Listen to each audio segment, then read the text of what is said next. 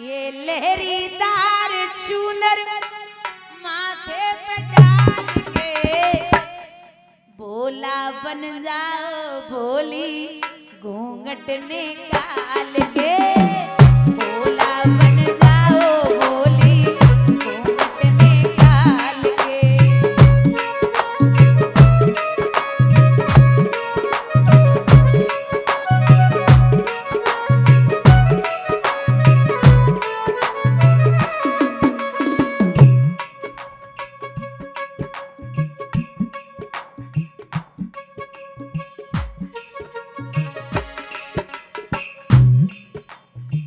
भोला बन जाओ भोली घूंघट निकाल के भोला बन जाओ।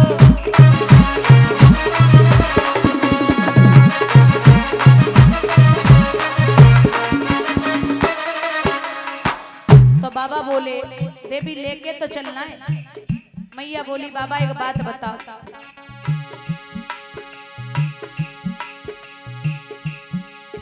ए सर पर धरोगे कहाँ धरोगे ये बिच्छू और माला अरे चंदा का उजियारा।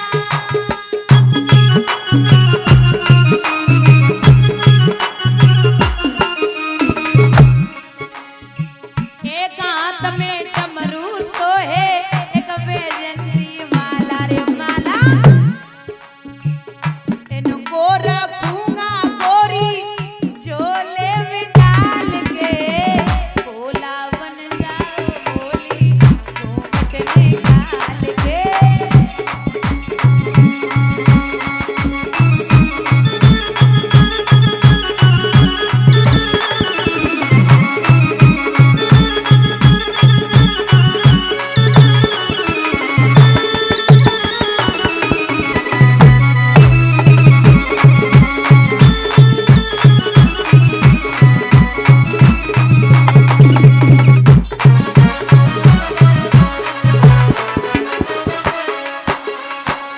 तो मैया बोली बाबा ध्यान देना सब तो छुपेगा नहीं छुपेगा ये गंगा का पानी ये गंगा का पानी।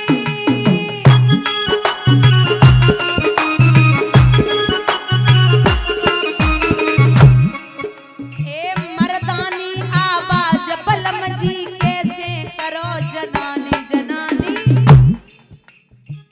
पकड़े जाओगे कहीं मर्दानी चाल पे भोला बन जाओ भोली घूंघट निकाल के।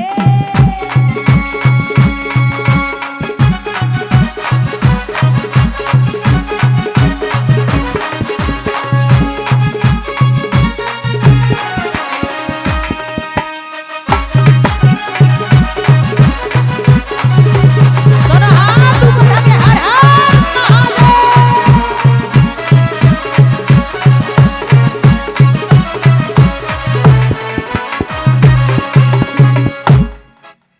मैया बोली चलो नहीं मान रहे हो। अब बाबा आगे आगे और मैया पीछे पीछे चलते जाए रहे।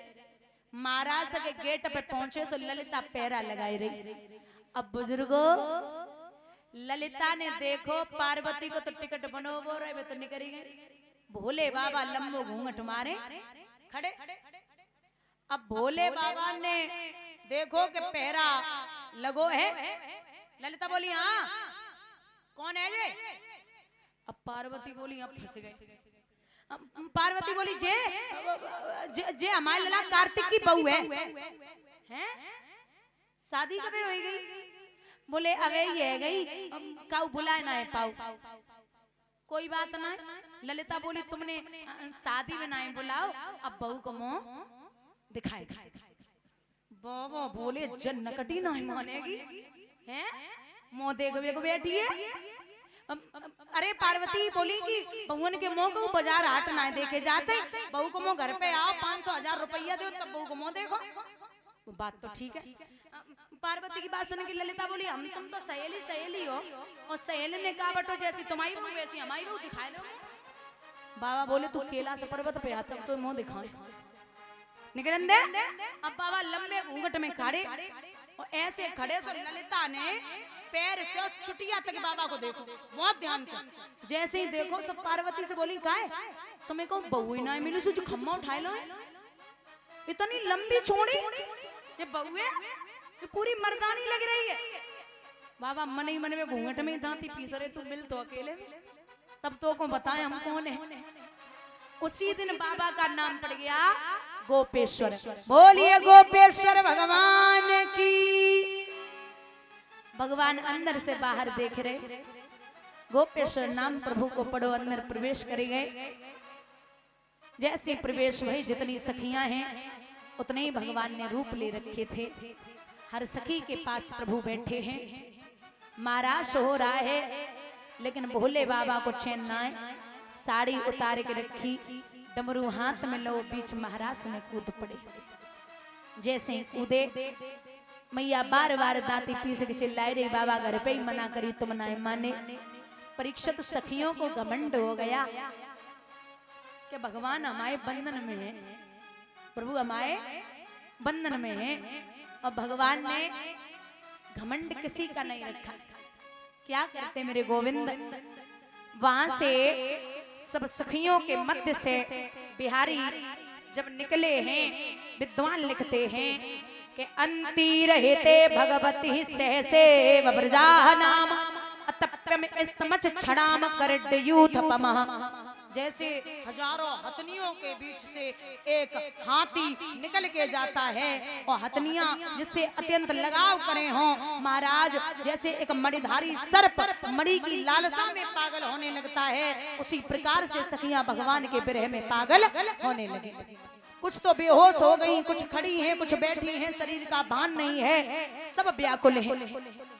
भगवान ने देखा कि व्याकुलता बढ़ती जा रही है तो प्रभु वहां से पुनः अंधेरा चारों तरफ था आकर के महाराज के लिए तैयार हुए। पूर्ण महाराज करके मेरे गोविंद अंतर ध्यान हुए हैं। बोले रास बिहारी भगवान की। आइए बड़ा पावन प्रसंग आ रहा है। भगवान ने अपने मामा कंस का वध कैसे किया। बाबा नारद ने कहा कि ऐसे तो तू नहीं मार पाएगा एक काम कर ले। कौन सा अनुष्ठान रचाए ले भोजराज और धनुष यज्ञ करवाए लीजिए। वृंदावन के जितने यादव सब न्योता दे बुलवाए लीजिए। जब आ जाए दोनों बालक तो उनसे नेह लगाए लीजिए। धोखा करके ओ राजा उन दोनों को मरवाए दीजिए। एक पत्र लिख उसमें लिखना कि हमारे यहाँ बहुत बड़ा धनुष यज्ञ चल रहा है उसमें आप सब सम्मिलित हों और जब आ जाए तो तुम दोनों को धोखे से मरवा देना। ये पत्र दिया अक्रूर जी को। अक्रूरो अपि च तामरात्रिम मधुरपया महामति उषित्वा रथमास्ताय प्रयोनंद गोकुलम गच्छनापति महाभागो भगवस्य मुंजे छड़े भक्ति परामुपगत एवं यदन्ति तमः। स्वयं अक्रूर जी उस पत्र को लेते हैं। अच्छा एक बात और याद आ गई मैं निवेदन करती हूँ ध्यान से सुनना। दादा आप सब जितने भी बैठे हैं आपने ये सुना होगा कि प्रभु जब गए थे ब्रज छोड़ के मथुरा तो परसों की कह के गए थे यही है ना और लौटे कब तक नहीं वर्षों तक। वर्षों का मतलब हजारों नहीं 100 वर्ष ओनली 100 वर्ष। 100 वर्ष मतलब कारण 100 वर्ष के बाद भगवान ब्रजवासियों से मिल लिए थे और 100 वर्ष इसलिए भागवत में तो 16,108 हैं भगवान की पत्नियां। गर्ग संहिता एक ग्रंथ है जिसमें भगवान की 3 पटरानियां और हैं। श्री राधा भांडीर वन में ब्रह्मा जी ने अपने हाथों से विवाह कराया था कृष्ण को राधा को। आप गर्ग संहिता उठा के देखिए उसमें लिखा है।